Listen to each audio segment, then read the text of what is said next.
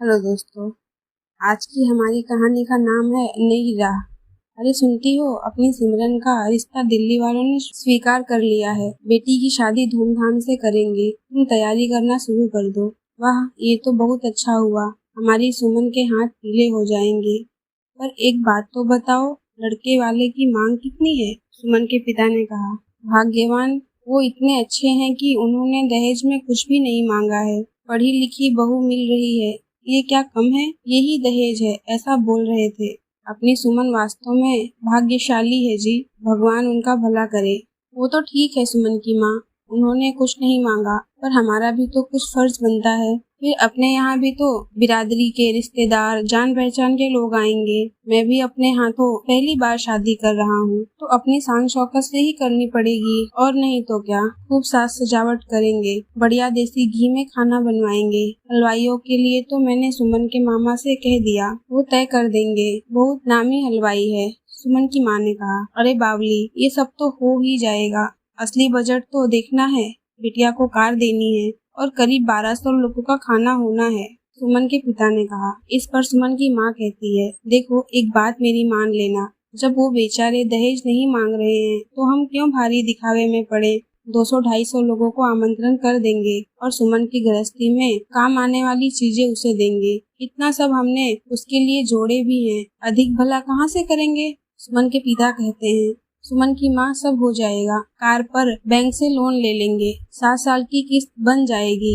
कुछ किराने वाले को और कुछ विवाह के मंडप को बाद में दे देंगे। बस हो गया काम। बिटिया की शादी में सारे अरमान पूरे करेंगे। देखना, सब देखते रह जाएंगे, ऐसी ठाठ की शादी होगी। सुमन की माँ रमेश बाबू को सब ऊंच नीच समझाती रही, पर रमेश बाबू के कान पर कोई जू न रेंगी। वो तो बस इस शादी में अपनी मान प्रतिष्ठा ही देख रहे थे। सुमन की माँ ने कहा भी, देखो, पिता के गुजरने पर भी आपने ब्रह्म भोज के नाम पर 500 लोगों का खाना रखा था, जिसकी उधारी 1.5 साल में जाकर पूरी हुई। किराने वाला भी तगादे के समय में कैसे व्यंग से कह रहा था, अपनी शान शौकत में इतना खर्च करने की क्या जरूरत थी। रमेश बाबू की आंखों के सामने तो बस शादी के आडंबर में अपना औहदा बढ़ता प्रतीत हो रहा था। दूसरे कमरे में बैठी सुमन यह सब बात सुन रही थी और अपने आप को अपराधी मान रही थी। वो जानती थी पापा नहीं मानेंगे, करे तो क्या करे, यही प्रश्न सुमन के मस्तिष्क में घूम रहा। 3 दिन बाद ही रमेश जी के घर के सामने एक कार आकर रुकी और उसमें से एक नवयुवक रमेश जी के घर की बेल बजाता है। दरवाजा रमेश जी ही खोलते हैं। यूं नवयुवक को देखकर आश्चर्य मिश्रित मुस्कान के साथ उसका स्वागत करते हुए बोलते हैं, अरे बेटा अवनीश, तुम? आओ आओ बेटा आओ। अवनीश ने आगे बढ़कर रमेश जी के पैर छुए। रमेश जी ने अवनीश को गले लगाया और उसे ड्राइंग रूम में ले गए।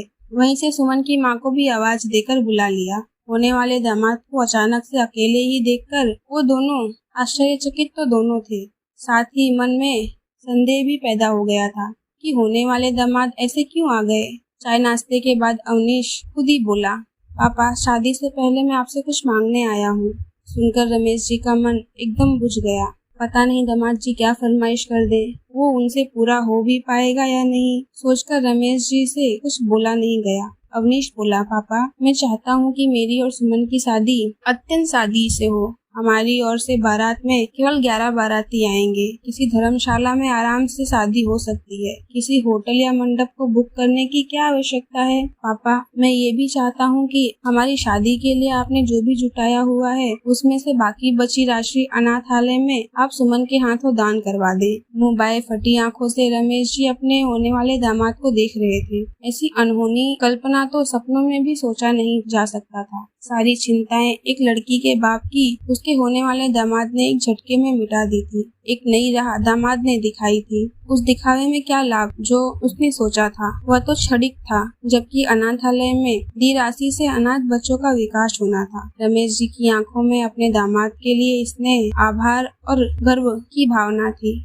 उधर दूसरे कमरे में बैठी सुमन को भी अपने होने वाले पति पर गर्व था, जिसने उसके द्वारा किए फोन पर सारी स्थिति समझकर उसके पापा को जीवन में आने वाले छंछुआतों से बचा लिया था। दहेज लेना और दहेज देना दोनों ही पाप है। ये तो हम सिर्फ कहते हैं, पर इसे निभाता कोई नहीं। तो दोस्तों, एक बाप के ऊपर पहले से ही बहुत सारी जिम्मेदारियां होती हैं। उसमें हम दहेज लेकर या दहेज की मांग करके उनकी परेशानियां और भी बढ़ा देते हैं। अगर आप मेरी बात से सहमत हो तो वीडियो को लाइक करें और चैनल को सब्सक्राइब करें। Thank you for watching.